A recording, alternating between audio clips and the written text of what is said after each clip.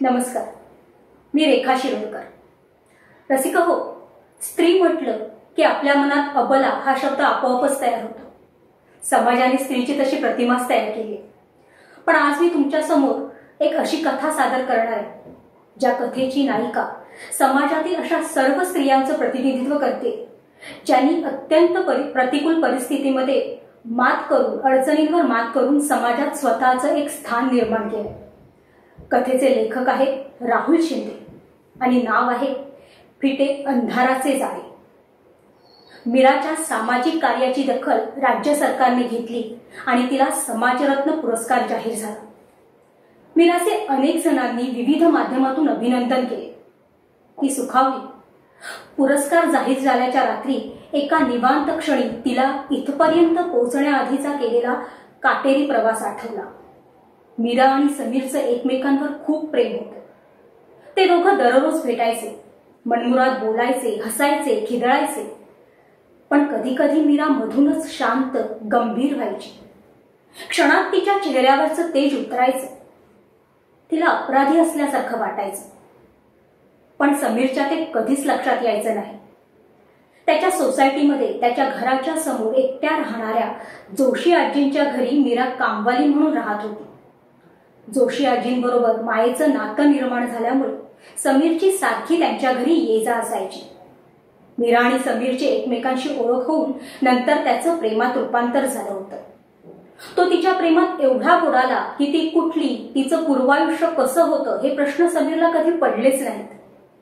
तसं एकदा त्याने तिला तिच्या आई वडिलांबद्दल विचारलं, पण आपले आई वडील अपघातात या जगातून निघून गेले आणि दुसरं आपलं कुणीही नाही असं तिने सांगितलं होतं. ती भूतकाळातल्या दुःखात जाऊ नये म्हणून समीरनेही तिला खोलात विचारलं नव्हतं. एक दिवस समीर मीराला म्हणाला, आई बाबांना मी आपल्याबद्दल सांगितलंय. त्यांनी तुला पाहिलंच आहे, पण भेटून सविस्तर बोलायचं. मला आवडणाऱ्या मुलीशी लग्न लावतील असे ते यापूर्वीच मला म्हणाले. तू काही काळजी करू नकोस. हे ऐकून मीरा क्षणभर आनंदली, पण दुसऱ्या क्षणी तिचा चेहरा गंभीर झाला. जी व्यक्ती आपल्यावर प्रेम करते त्याच्यापासून आपण एक कटू सत्य लपवून त्याचा विश्वासघात करतोय असं तिला वाटू लागलं. प्रकरण जास्त पुढे जाण्याआधीच समीरला सगळं सांगितलं पाहिजे असा तिने निर्धार केला. समीर, प्रेम हे खरेपणावर चालायला हवं. माझं पूर्वायुष्याचं सत्य तुला सांगायचं मी टाळत आले, कारण ते तू ऐकल्यावर मला स्वीकारशील का नाही याची मला भीती वाटायची. पण आता मात्र मला राहवत नाहीये. मी जर ते तुला सांगितलं नाही तर आयुष्यभर मला अपराध्यासारखं वाटेल. तुला मी फसवलंय, तुझा विश्वासघात केलाय, तुझ्याशी खोटेपणा केला ही गोष्ट मला बोचत राहील. हे बोलत असताना मीरा नेहमीपेक्षा खूप वेगळी वाटत होती. तिच्या चेहऱ्यावरचे भाव गंभीर झाले होते. समीरला काय बोलावं कळेना. मीरा, जे काही असेल ते मला सांग, तो एवढंच म्हणाला. माझे आई वडील अपघातात गेले नाहीत. मी झोपडपट्टीत राहायचे. वडील आजारपणामुळे गेले. 4थी नंतर माझ्यासाठी शाळा संपली. पण मला भाषेची आवड असल्यामुळे नंतर जिथे घरकाम करायचे तिथे पेपरमध्ये कविता, लेख आवडीने वाचायचे म्हणून मी शुद्ध बोलू शकते. मी घरकाम करूनही माझ्या घरचा सगळा खर्च भागत नव्हता. मी 15-16 वर्षांची असे तेव्हा माझी आई एकदा कुठल्या तरी बाईला घेऊन घरी आली. आई मला म्हणाली, मीरे, तू आता या मावशीकडे राहायला जायचं. तिकडे तुला पैसे, कपडे सगळं काही चांगलं मिळेल. आईला सोडून त्या अनोळखी बाईबरोबर जाण्यात मला अजिबात रस नव्हता. पण ती बाई मला जबरदस्तीने घेऊन गेली. ती मला घेऊन गेली ती एका भयानक वस्तीत, गजबजलेली वस्ती. तिथं माझ्यासारख्याच पण वयानं मोठ्या असणाऱ्या मुली होत्या. ती बाई चंदू नावाच्या एका माणसाला म्हणाली, हे नवीन पाखरू आहे. तो चंदू माझ्याकडे वाईट नजरेने बघत हसत होता. मी त्या बाईला विचारलं, तुम्ही मला कुठे घेऊन आलाय? मला माझ्या आईकडे जायचंय. तशी ती बाई हसून मला म्हणाली, आता हेच तुझं घर आहे, याला वेश्यावस्ती म्हणतात. ज्या वयात मला वेश्या या शब्दाचा अर्थही माहीत नव्हत्या त्या वयात मला वेश्या बनवलं गेलं. आणि तेच माझं जीवन होऊन बसलं.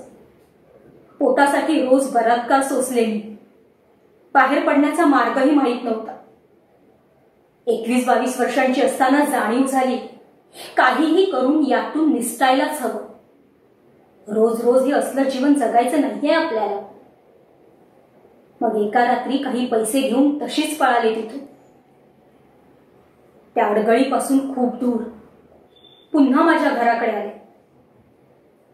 पण माझी आई पुन्हा मला तिकडेच पाठवायला निघाली होती, म्हणून मग तिथूनही निघून गेले. नशिबाने इथे एकटा राहणाऱ्या जोशी आजींच्या घरी मोलकरणीचं काम मिळालंच, शिवाय निवाराही मिळाला. वेश्यावस्थेत राहूनही मी त्यांची तसली भाषा शिकले नाही. माझी भाषा, माझी आवड माझ्या रक्तातच आहे. मीरानं सगळं सांगून टाकलं. समीरला पुढे बोलवेना. त्याला स्वप्नातही कोणीतरी इतकं भयानक सांगितलं नसतं असं प्रत्यक्षात तिनं स्वतःच्या तोंडून सांगितलं होतं. काही क्षण तो तसाच स्तब्धपणे उभा राहिला. भानावर येताच मात्र त्याच्या चेहऱ्यावर मत्सर होता. त्याच्यातला अहंकार जागा झाला होता. एक मानवी हिंसकता जागी झाली होती. तू का फसवलंस मला? का मला स्वतःच्या प्रेमात पाडलंस? हे सगळं मला आधीच का नाही सांगितलंस? समीर ओघाच्या भरात संतापून म्हणाला. समीर, अरे ऐकून घे ना माझं. या सगळ्यात माझी काय चूक आहे? अरे मी तेव्हा अजाण होते, दुबळी होते, आणि मला ते सगळं नाईलाजास्तव करावं लागलं होतं. शक्य झालं तेव्हा मी ते जीवन टाकून आले. आणि समीर, माझं मनापासून प्रेम आहे रे तुझ्यावर. मीराचं वाक्य संपण्याआधीच समीर बोलू लागला. हे प्रेम हा शब्द तू उच्चारूच नकोस ग. अरे जिने आपलं शरीर विकलं तिला प्रेमाचा अर्थ काय कळणार? इतक्या जणांना शरीर देऊन मला कधीच प्रेमाचा अर्थ समजला नव्हता. तो तुझ्या फक्त हळव्या स्पर्शातच समजायला लागला रे. मीरा भाऊकपणे म्हणाला. मला तुझं काहीही ऐकायचं नाहीये. परत माझ्या आजूबाजूला फिरकण्याचा प्रयत्नही करू नकोस, नाहीतर तुला आयुष्यभरासाठी अद्दल घडेल. समीरला राग अनावर झाला होता. एवढं बोलून तो निघून गेला आणि मीरा सुन्न झाली. ज्यांना आपल्यावर जीवापाड प्रेम केलं तो क्षणात असा कठोर होईल याची कल्पनाही तिने केली नव्हती. डोळ्यातील आसवांनी संपूर्ण चेहऱ्याचा ताबा घेतला. नजर मात्र समीर गेलेल्या वाटेवर खेळली होती. तिला आयुष्यभराचे एकटेपण दिसायला लागले. पण कसं बसं तिने स्वतःला सावरलं. समीरने मीरा ज्यांच्याकडे राहत होती त्या जोशी आजींनाही मीराच्या पूर्वायुष्याबद्दल सांगितलं. आणि समाज काय म्हणेल या भीतीने त्यांनी मीराला राहण्याची सोय दुसरीकडे करायला सांगितली. आत्या रात्रीचं भयान एकटेपण मीराला पोखरायला लागलं. वेदनेने कहर केला. अश्रूंचा बांध फुटायचा. दुःख ओसंडून वाहू लागलं. मध्यरात्रीच तिला जाग यायची आणि तिचा चेहरा घामाघूम झालेला असायचा. पण प्रत्येक दुःखावर काळ हेच औषध असतं. जाणारा प्रत्येक दिवस तिचं दुःख हळूहळू गिळंकृत करायला लागला आणि ती सावरायला लागली. तिला जाणीव झाली, आपल्यासारख्या अशा अनेक स्त्रिया आहेत ज्यांना या मार्गावर जावं लागतं. त्यांनी आपलं संपूर्ण आयुष्य रडत जगायचं, समाज व्यवस्थेच्या हिंसक बेडीत स्वतःला अडकून राहायचं. त्यांचीही स्वप्न असतात, त्यांनाही सन्मानाचं आयुष्य हवं असतं. आपल्याला काहीतरी करायला हवं असं तिला तळमळीने वाटू लागलं. आपल्या अंतरात्म्याने दिलेल्या या हाकेने तिला ऊर्जा मिळाली आणि तिनं वेश्यांच्या पुनर्वसनाचा ध्यास घेतला. भावनेच्या भरात घेतलेला कुठलाही निर्णय सत्यात आणणं तितकंसं सोपं नसतं हे तिला चांगलंच ठाऊक होतं. पण तिने तिचा लढा चालू केला. हरण्यासारखं आता काहीच शिल्लक नव्हतं म्हणून ती निडर होती. तिने स्वतःच्या कामाचा व्याप वाढवला. ती आर्थिकदृष्ट्या खंबीर व्हायला लागली. सोपं नव्हतं हे सगळं, पण तिच्यातली जिद्द तिला प्रत्येक संकटाशी लढण्यासाठी बळ देत होती. प्रबळ इच्छेपुढे मार्गही सापडू लागले. आभार हरवलेल्या आणि बेवारस वेश्यांना ती शोधून भेटू लागली. तिच्यासारख्या समदुःखी असणाऱ्यांचे दुःख ती सहज समजू शकत होती. त्यांच्या असंख्य प्रश्नांनी तिचं काळीज पिळवटून निघायचं. तिने त्यांच्याच मदतीने एक छोटीशी संस्था स्थापन केली। स्वतः निराधार असूनही ती अनेक निराधार जीवांची आधार बनत चालली होती। शेवटी निराधार असलेल्यांना कशाची जास्त गरज असते? मायेची, प्रेमाची, आपुलकीची। ते सगळं निराधार जीवांना तिथे मिळू लागलं। सगळ्यात महत्वाचं म्हणजे त्यांना तिथे जगण्याचं बळ मिळू लागलं। त्या स्वावलंबी बनू लागले, स्वतःच्या पायावर उभ्या राहिल्या। हळूहळू तिच्या संस्थेची माहिती इतरत्र पोहोचू लागली आणि तिच्या जिद्दीचा विजय झाला। तिच्या या कार्याची दखल राज्य सरकारने घेतली आणि तिला सामाजिक कार्यासाठी मिळणारा समाजरत्न पुरस्कार जाहीर झाला। मीराला हा सगळा प्रवास आठवून तिच्या डोळ्यात शांतता दाटली, चेहऱ्यावर कर्तृत्वाचा आनंद आला। पुरस्काराचा दिवस उजाडला। मंचावर अनेक मान्यवर उपस्थित होते। समोर मीरानं ज्यांना आधार दिला अशा तिच्या मैत्रिणी बसल्या होत्या। त्यांचा आनंद चेहऱ्यावर ओसंडून वाहत होता। मीराला पुरस्कार देण्यात आला आणि मनोगत व्यक्त करण्याची विनंती केली गेली। तिच्या चेहऱ्यावर तेज होतं, शांतता होती, समाधान होतं। ती बोलू लागली, आजचा दिवस माझ्यासाठी सन्मानाचा आहे। मला भरभरून बोलावंसं वाटतंय। स्वतःच्याच संपलेल्या जीवनाला वळण दिलंय मी। सारं काही संपल्यानंतरचं जीवन किती भयानक होतं, पण कधी कधी सर्व काही संपल्यासारखं वाटतं तेव्हाच जगण्याला खरी सुरुवात होते। माझं तसंच झालं। खोल दुःखात बुडाल्यावर वाटलं आयुष्य संपवून टाकावं। कुणासाठी आणि का जगायचं हा प्रश्न पडला। पण मग कुणासाठी मरायचं असाही प्रश्न पडला। मी मेल्यावर कुणाला फरक पडणार होता हा प्रश्नही तितकाच विचार करायला लावणारा होता। मरणच हवं असेल तर त्यासाठी एक क्षणही पुरेसा असतो। मग ठरवलं, जगूया। का जगायचं याची उत्तरही हळूहळू सापडायला लागली। मी जे पूर्वायुष्यात जगले तो माझा नाईलाज होता, पण म्हणून मी त्यासाठी उरलेलं आयुष्य मरत जगायचं? एक माणूस म्हणून माझी ओळख का नाखाडली जावी? आमच्यासारख्यांचं काळीच दगडाचं नाही, त्याला भावना आहे, वेदना आहे, भीती आहे, इतरांसारखीच। पण हे सगळं समाज विसरत आहे। म्हणूनच माझ्यासारख्या असंख्य जीवांसाठी, त्यांच्या सन्मानासाठी, त्यांच्या पुनर्वसनासाठी लढण्याची जिद्द माझ्यात निर्माण झाली। जगण्याच्या बेडीत ज्यांचं मरण अडकून पडले त्यांना मला सन्मान, प्रतिष्ठा मिळवून द्यायची होती, म्हणून मी धडपडले। शेवटी सत्याला मरण नसतं। तुम्ही आज माझा सन्मान केला, माझ्या कार्याला शाबासकीची थाप मिळाली। हा सन्मान अजून खऱ्या अर्थानं तेव्हा फळाला येईल जेव्हा माणूस माणुसकीची पूजा करेल। शेवटी आम्हीही माणसंच आहोत ना। तिचं भाषण संपलं आणि तिच्या बोलण्यात रममाण झालेले श्रोते उभे राहून टाळ्या वाजवू लागले। तिच्या मैत्रिणींच्या डोळ्यात आनंदाश्रू दाटले होते। त्यांच्यासाठी मीरा एक वटवृक्ष होती। कार्यक्रम संपल्यानंतर सगळेजण मीराला भेटू लागले, तिचं अभिनंदन करू लागले, तिच्यावर शुभेच्छांचा वर्षाव झाला। हळूहळू सभागृह रिकामं झालं।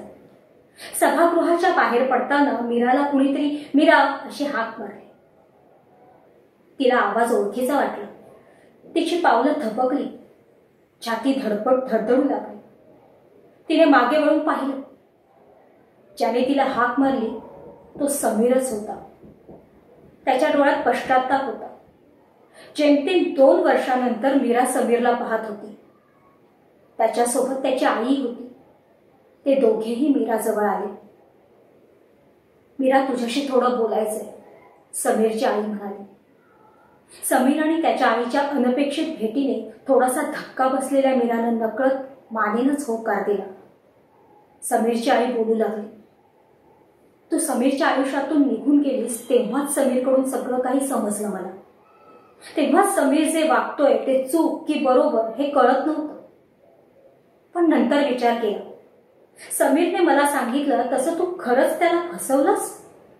तुझ्याबद्दल तू आयुष्यभर लपवून ठेवू शकली असतीस, पण तू तसं केलं नाहीस, कारण तुझ्यात प्रामाणिकपणा होता। हे कळत असूनही मी सामाजिक बंधनात, नियमात अडकले होते। आम्ही जरी तुझा स्वीकार केला तर समाज आमच्याशी कसा वागेल आजूबाजूचे लोक हे मान्य करतील का? शेवटी निर्धार केला, चांगल्या गोष्टींची सुरुवात स्वतःपासूनच करायला हवी. सभ्य म्हणवणारे लोकही सभ्यतेच्या बुरख्याखाली अनेक पापं लपवतात. तुझ्यात मात्र सच्चेपणा आहे. आपण आज आधुनिक तंत्रज्ञान वापरतो, पण आपल्याकडे आधुनिक विचारांचा अभाव आहे. समीरला खूप सुनावलंय मी. त्याचा क्रूरपणा दाखवून दिलाय त्याला, आणि त्यालाही त्याची चूक कळली. पण तोपर्यंत उशीर झाला होता. तू निघून गेली होतीस. तुझा शोध कसा घ्यायचा हाच प्रश्न होता. पण तुला पुरस्कार जाहीर झाल्याची बातमी वाचली. म्हटलं इथेच भेट होईल तुझी. एवढा वेळ अपराधाच्या भावनेने शांत असलेला समीर आता बोलू लागला. मीरा, मला तुझी गरज आहे. मी चुकीचं वागलो तुझ्याशी. मला माफ करशील? माफ करायचं का नाही हा सर्वस्वी तुझा निर्णय आहे मीरा. मीही तुला विनंती नाही करत. तू जे काही करून दाखवलंस त्याचा खूप अभिमान आहे मला. समीरची योग्यता असेल तरच तू त्याला माफ कर. त्याची आई असूनही मी हेच सांगेन. तू मला सून म्हणून मिळालीस तर तो माझा सन्मान समजेल मी. समीरची आई मीराचा हात हातात घेत ठामपणे म्हणाली. हे ऐकून मात्र मीराच्या डोळ्यात पाणी आलं. तिने समीरच्या आईला मिठी मारली. समीर, तू चुकीचं वागलास. एक माणूस म्हणूनही माणुसकीला सोडून वागलास. पण तुझ्या डोळ्यातले पश्चात्तापाचे अश्रू दिसतायत मला. शेवटी तुझ्या वागण्यामुळेच माझ्या हातून हे कार्य घडू शकलं. मला जगण्याची नवी दिशा मिळाली. कित्येकांच्या दुःखावर फुंकर घालण्याची संधी मिळाली. मी खंबीर बनले. माझी फक्त एकच विनंती, लग्नानंतरही मला हे कार्य चालू ठेवण्याची इच्छा आहे. मीरा म्हणाली. लग्नानंतर तुझ्या या कार्यात कुठलाच अडथळा येणार नाही याची शाश्वती मी देते. आता निघायला हवं. उद्या तू समीर सोबत घरी येशील. मग निवांत बोल. समीरची आई. हो, नक्की, मीरा म्हणाली. इतक्यात मीराची मुलाखत घेण्यासाठी पत्रकार आले असं कुणीतरी तिला येऊन सांगितलं आणि मीरा तिथून निघाली. मीरा जात असताना तिच्या पाठमोऱ्या आकृतीकडे अभिमानाने पाहत भान अरपलेल्या समीरला त्याच्या आईने भानावर आणलं आणि ते दोघंही तिथून निघाले. प्रेमभंग झाल्यावर मीरा कोलमडली, तीव्र वेदनेत गेली. पण त्यातूनच तिचा पुनर्जन्म कसा झाला याची ही प्रेरणादायी कथा.